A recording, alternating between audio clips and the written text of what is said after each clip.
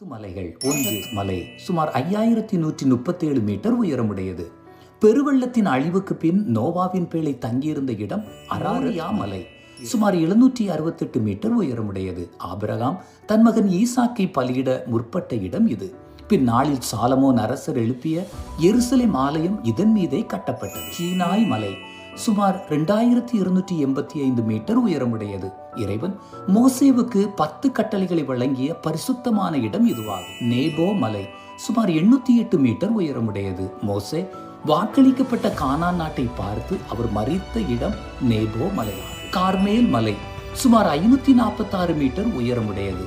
எலியா இறைவாக்கினர் பாகால் தீர்க்கதரிசிகளை வென்ற முக்கியமான இடம் கார்மேல் மலை. ஒலிவ மலை சுமார் 826 மீட்டர் உயரமுடையது. இயேசு கிறிஸ்து அடிக்கடி இறைவேண்டல் செய்த இடம், சீடர்களுக்கு போதித்த இடம் ஒலிவ மலை.